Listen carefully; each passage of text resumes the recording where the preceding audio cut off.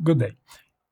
It's oftentimes that candidates get rejected from interviews for sounding or being a little bit too arrogant, or they lack empathy. So that's why in today's day I'm going to show you how to score significantly better with these things. And I believe the best way to show you this would be by explaining to you how interviewers rank you with these things, right? So they use something that's called a behaviorally anchored rating scale. You see it on top. This is for bias reaction. It's something irrelevant as a behavior for now, but this you should understand the scale. So they use a scale with concern, mild concern, mixed strength, and strength, right? So in the same way, they use this scale for bias reaction. We'll use this scale for exhibiting empathy and kindness, right? So what would be of concern with respect to these things, right? So number one would be concern. If you blame others, okay, so no candidates wants to blame anyone during job interviews, but what happens is that whenever you're getting asked the time when you had a conflict with someone, many of you would choose to subtly put the blame on someone else, like it was the company's fault, it was my manager's fault, or someone, right? So keep this in mind. This happens a lot, even if it's a well-advertised thing to avoid, right? The second thing you want to avoid with these things would be accountability, a lack of accountability, right? How do interviewers screen for accountability? Simplest example, tell me about the time when you failed, okay? What happens here, I don't fail, I only learn, okay? Or I had a failure, but, it wasn't my fault. Remember the blame other type of answer. And maybe a third scenario, I failed, but it was nothing really serious. It didn't really matter at the end of the day, right? So it wasn't as if I had to be accountable about these things either, right? And the third thing, which is a no-no to do in job interviews, would be a demeaning tone. Okay, a demeaning tone is basically a way of speaking that makes the other person look inferior. Okay. Why would someone do such a mistake in job interviews? Well, let me present you with the following scenario. You're applying for a job that's paying $500,000 a year. You're interviewing with a recruiter making 100K. Okay, you're making 5 times more than they do. So you can, to most people, it becomes obvious how it's so easy to come across the wrong way when interviewing with someone who's making significantly less than you do, right? This would be the classic scenario. Actually, it happens all the time, also during my coaching session, especially when I'm coaching important people, right? Now, the second thing on that rating scales was of mild concern, right? So it's not as if you're going to get disqualified, but it's going to be so-so.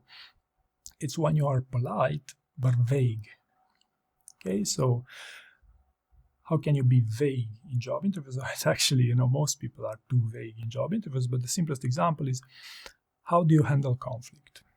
Okay, so if someone is asking you this open-ended question, in my experience, 90% of the candidates would answer it in a philosophical way. Oh, I would handle conflict by doing this, and that, and whatnot. It's as if, the candidate would be a philosopher or an expert in psychology, so to speak, when in fact what they're looking for is ultimately for your past experiences, which are the best predictor of success for your future behavior. No problem if you give them an introduction, but I'm telling you what sells in these job interviews, right? So I challenge you to also look in your study bank if you have this vagueness issue, right? The second thing you'd want to avoid, if you want to score well with empathy and kindness and interpersonal skills in general, is to be a conflict avoidant person, right? So why would someone avoid conflicts? Well, you've never had a conflict because you were never part of a high-performing team or a high-performing environment.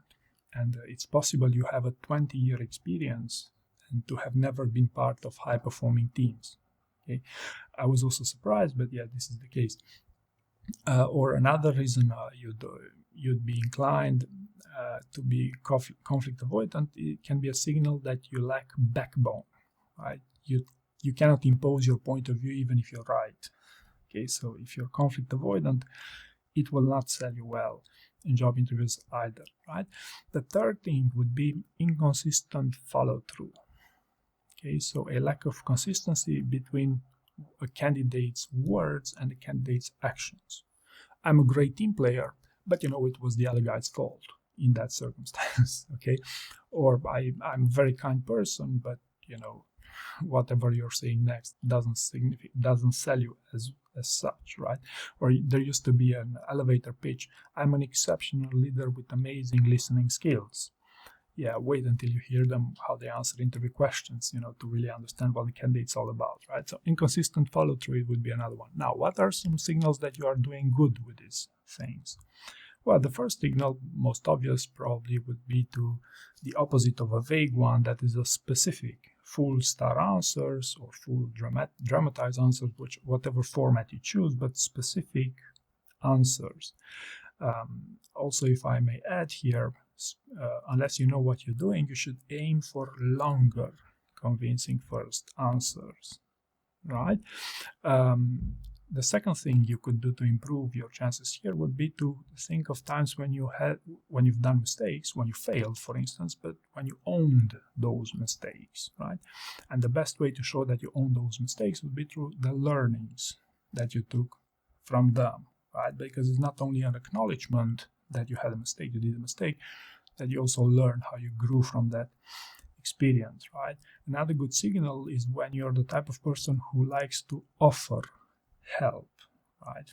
Tell me about the time when you had to do something that wasn't your responsibility, your direct area of responsibility, but definitely in your company's best interest. Ownership, to speak in Amazon leadership principles, right? And for more senior types of roles, you could also exhibit inclusive behaviors, right? Like, for example, early on when I was involved in managing teams of IT professionals, I had a very direct exchange with my PM to the extent I made her to cry because it was a lack of understanding their culture there and how they think. But luckily, I fixed that. I went back on track and we had a collaboration that spanned over 5 years. It was quite a successful one, right? Now, what would be, if you're thinking about that behaviorally anchored rating scales, what would be a strength with these things? What would be a standout candidate with these things? Well, a standout candidate with these things would be one that exhibits empathy, listening skills. Okay, listening skills are hard. Okay, listening skills, it means that you understand and share another person's feelings, and you understand why the question gets asked, and understand very well the dynamic of the job interview in particular, right? Seeing things from someone else's perspective, putting yourself in someone else's shoes, can also be a super efficient strategy, not only to show empathy, but also to pass job interviews, to read your interviewers, so to speak. Right? Another great sign with these things would be to be thankful. People who are thankful also tend to have significantly better interview outcomes, and to avoid that, being labeled as slightly arrogant or lacking empathy, right? When you proactively elevate others, when you have an inclusive behavior, can you find stories when you elevated others? This could also do super well.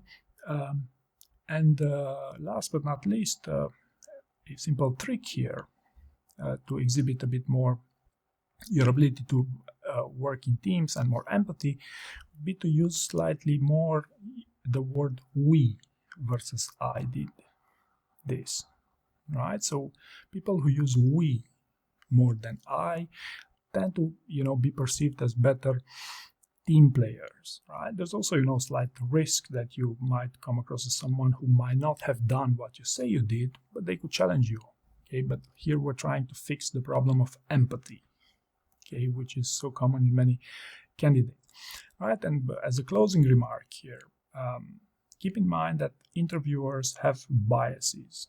Okay, people come from different cultures, they screen people in different ways, but what happens is that those biases can be also exploited for good, in your case, to bias them towards you, simply by keeping a positive attitude, a positive vibe throughout your conversation will greatly benefit in making them at least to think you're the better candidate.